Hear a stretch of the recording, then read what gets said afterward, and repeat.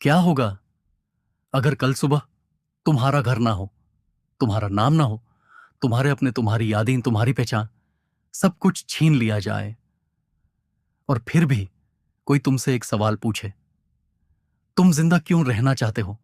एक आदमी के साथ यही हुआ था। उसका नाम था विक्टर फ्रैंकल। और जो जवाब उसने दिया, उस जवाब ने दुनिया के लाखों लोगों की जिंदगी बदल दी। अगर तुम भी कभी खुद से पूछ चुके हो, मुझे जीने की वजह क्या है, तो ये वीडियो सिर्फ एक वीडियो नहीं है, ये तुम्हारे लिए एक दरवाजा है। नमस्ते दोस्तों, बुकटॉनिक हिंदी में तुम्हारा स्वागत है।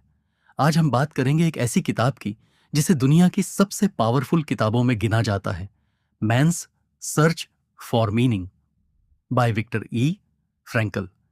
ये कोई नॉर्मल सेल्फ हेल्प बुक नहीं है, ये एक असली कहानी है, एक ऐसी जगह की जहां इंसान अपनी सबसे बड़ी परीक्षा देता है। विक्टर फ्रैंकल एक ऑस्ट्रियन साइकाइट्रिस्ट थे। सेकेंड वर्ल्ड वॉर के दौरान उन्हें हॉलोकॉस्ट के कंसंट्रेशन कैंप्स में भेज दिया गया था। मैंने इस घटना को पूरी सेंसिटिविटी के साथ, पूरे रिस्पेक्ट के साथ बताऊंगा, क्योंकि ये लाखों लोगों का दर्द है, लाखों लोगों की यादें हैं।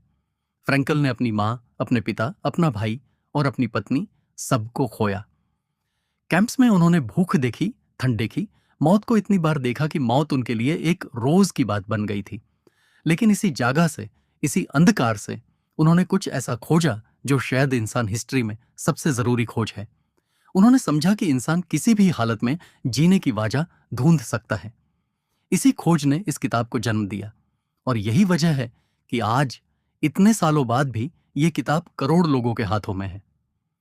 मैं तुमसे एक प्रॉमिस करता हूं, अगर तुमने ये वीडियो पूरा देखा तो तुम्हारा दर्द देखने का नजरिया हमेशा के लिए बदल जाएगा।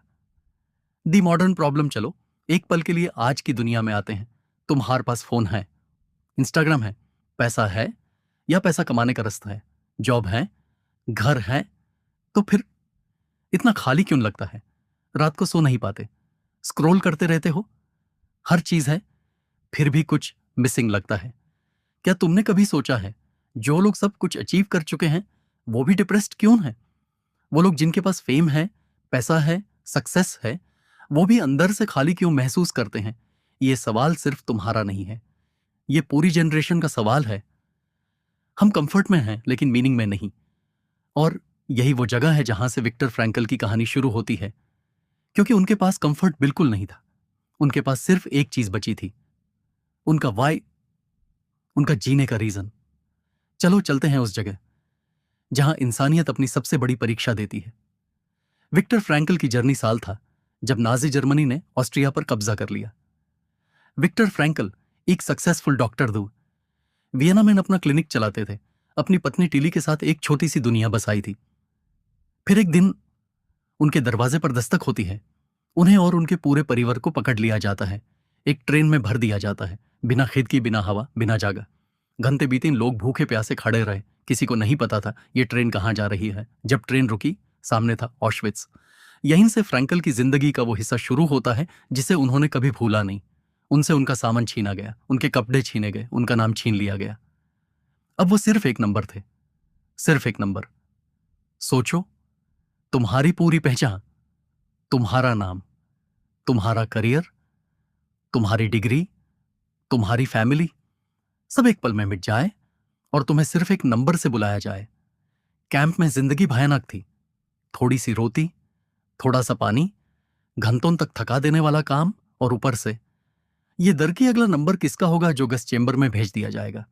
फ्रैंकल ने अपनी आंखों के सामने लोगों को मरते देखा, अपनों को खोते देखा, लेकिन एक चीज थी जो उन्होंने नोटिस की।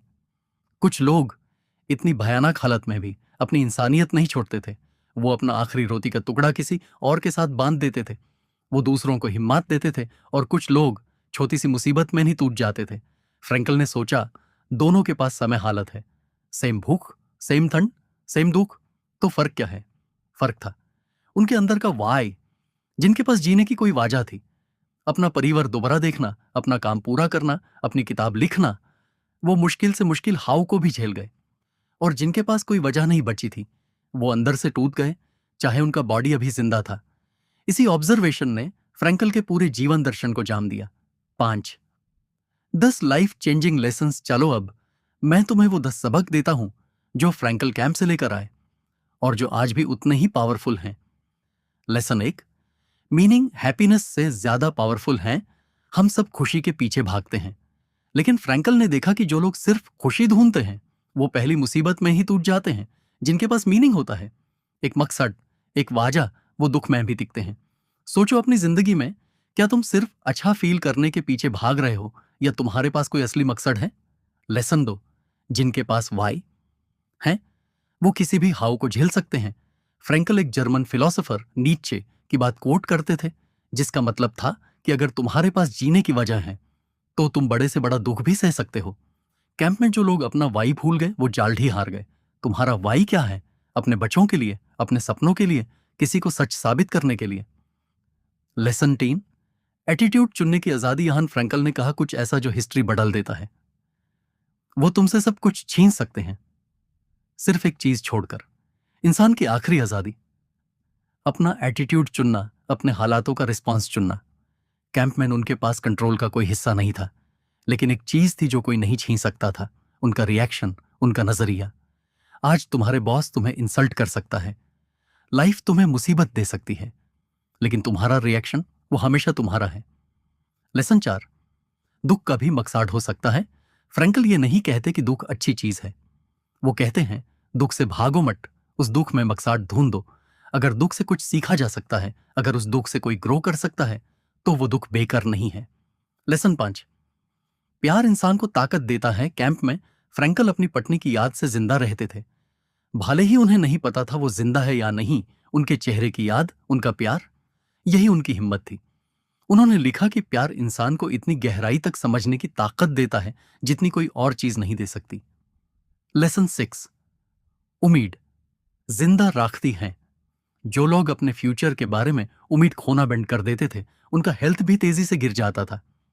फ्रैंकल ने देखा, जब इंसान के अंदर से उम्मीद चली जाती है, बॉडी भी हार मान लेती है। लेसन 7, खुशी को सीधा मत पकड़ो।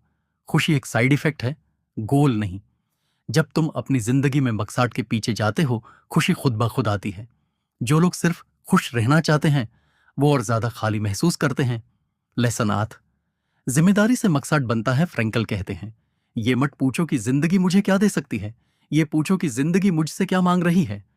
हर दिन, हर पल जिंदगी तुमसे कुछ मांगती है और उस मांग का जवाब देना ही तुम्हारा मकसद है।